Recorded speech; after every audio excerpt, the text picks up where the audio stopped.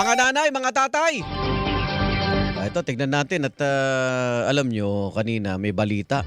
Humihingi po sa DTI. May request. Yung mga pandesal at sardinas, ang gandang combo niyan. Tsaka meron Nakatikim pang, ka na ba niyan? Oo. 6 na pong iba pang produkto at may daw. 6 na po Diba? pang Na nanghihingi nakapila. ng Oo. taas presyo, Pero dagdag presyo. syempre, unahin natin ang pambansang almusal. Ay, syempre. Ang mga Pandesal. Pinoy na pandesal. Sugod. Oo, yung Pinoy Tasty, tsaka Pinoy, Pinoy Pandesal.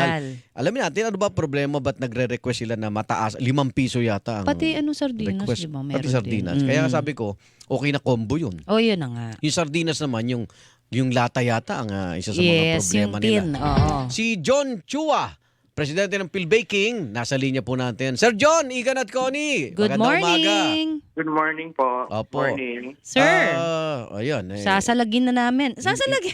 Hindi ho tumataas ang sweldo ng maraming Pilipino. Pero ito ano na. pong dahilan? Siyempre, kailangan maunawaan. Bakit kailangan magtaas? Baka para hindi maapektuhan yung size, no? Yung timbang mo, Quality. yung quality pati lasa. Sir John, bakit to kailangan pong magtaas ng presyo yung ating pong mga Pinoy Tasty at Pinoy Pandesal? Good morning po. Good morning. Actually, yung Phil Baking po and other associations of bakery have been producing Pinoy Pandesal, and we have requested for a price adjustment. I think about a year to 2 years ago. But Opo. only ang binigay po na increase, yun kalahati lang po ng na-request po namin. Okay. Mm. Hindi naman Or- nagsakripisyo yung kalidad ng pandesal. Wala. Wala, naman okay. wala naman pong ginalaw So, sa formulation. ngayon po gusto nyo lang bawiin yung kalahati pa. Kung pwede po, pero actually more than kalahati pa po kasi nagtaas pa rin po yung Raw of course, materials. labor cost, Oo. raw materials, labor cost po natin. Magkano po, Sir John, ang inihiling natin ngayon? Ang hinihiling po natin ay from 40 pesos, 40 to 40, 45.50 po ang increase po to 45.50. Magkano ba ngayon? 40 po. 40? O So, so, 5 pesos mga 5 nga, piso nga oo. halos. Sir, yung yung trigo natin, apektado pa rin yung presyo dahil dun sa Ukraine? ating pong gera dyan sa Ukraine? Mas stable na po siya ngayon. Mas Hindi stable po na. siya So magalaw po. ano yung mga raw materials na nakikita nyo hong tumaas pa, sabi nyo, at Oo. kailangan hong magdagdag ng 5 Baka piso? sabay ho kayo dyan. Oo. Oo. Yung sugar po nagtaas, pero lately stable na rin po siya. Oh, Okay. Ang labor cost po, yun po ang hindi po bumababa. Kasi labor all cost. know naman. Nabasa ko nga kanina, Mare, isa sa dinadahilan yata yung nabagong, yung wage hike po, Sir John. Tama po ba?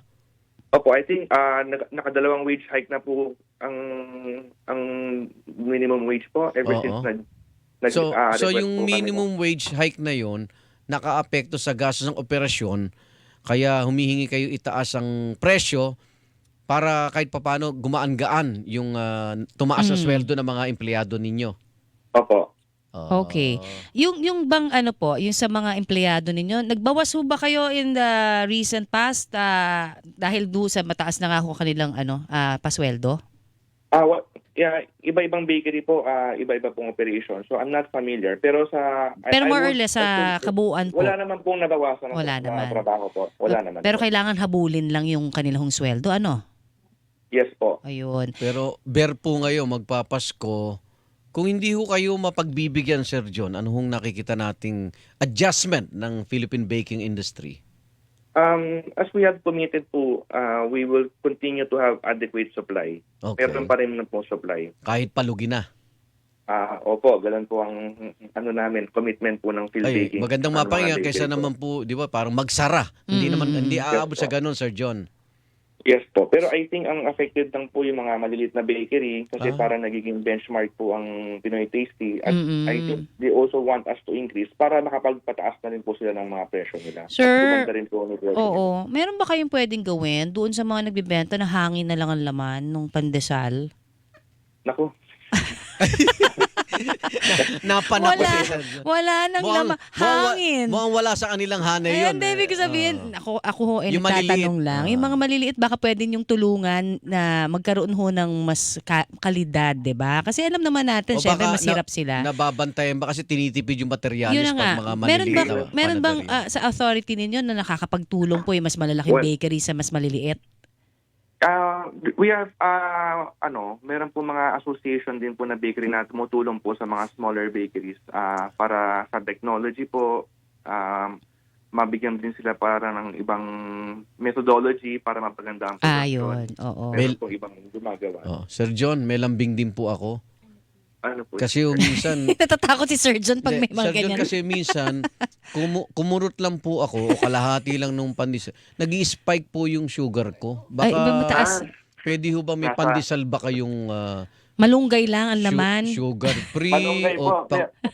Ay, malunggay? Oo. Opo. Kalabasa. May binibilan si Susan dito sa may MRT. Malunggay, Ah. pandesal. Parang sunog-sunog pa. Masarap. Yun Opo. nga po, nakadalawa po ako.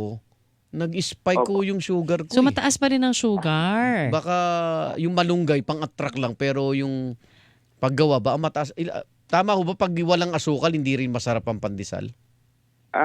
In theory po kasi meron na pong sugar ang dahil po sa Yung flour. po niya, sa harina po. Yes, Oo, po, yes. trigo. Yung Opo. potassium bromate, tama ho ba? Meron din daw yun. Potassium. Okay. Wala na po. Wala yata na po. ginagamit na ganun. Binawa Wala na. na pong ganun. Wala Sir, na pong ganun. Ako dahil Pinoy MD, alam nyo na. Dapat sa iyo pala gusto ako ko, konsulta. hindi gusto ko humalaman yung nutritional value kasi 'di ba, Ang pandesal. sinasabi ang paghaluan ng pandesal na may malunggay o ibang gulay, kalabasa, hindi ba nawawala yung nutritional value pag uminit na doon, 'di ba, at hinalo na doon? Media betis. Hindi naman po. Hindi naman. Hindi po ako food tech pero meron naman pong beneficial yun. Talagang enhancement meron. po. Kung tagal na natin nagpapandesal di ba? Sarap talaga. Ako nga sinasawsaw Sa ko pa. kape. Sinasawsaw ko pa sa kape. Oo, 'di ba? So Sir John, wala namang ika ngay deadline o naghahabol kayo para at least Hinihiling lang nila. maproteksyonan yung inyong sektor. Wala namang ganon. Wala naman po. Pero I for now I think we are talking with DTI now po. Okay. Mas maganda na po ang communication namin ngayon.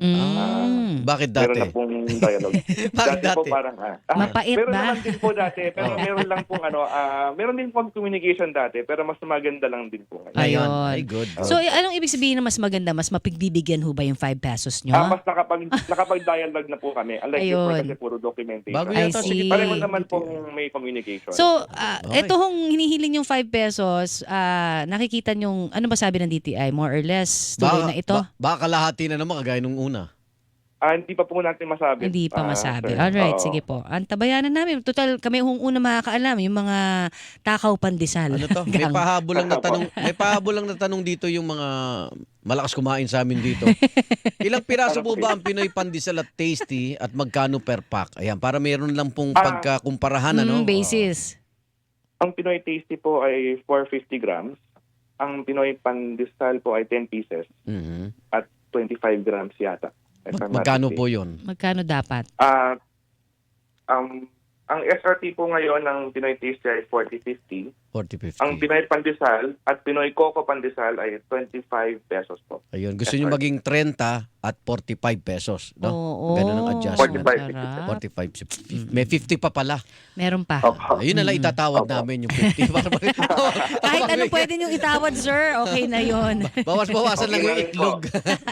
Ay, Sir John, salamat po at makikipag-usap uli kami sa Thank inyo you, pag na-approve sir. na ito. Ingat po kayo. Ingat po. Thank you. Si Sir John. Hilingan, walang pinoprotektahan.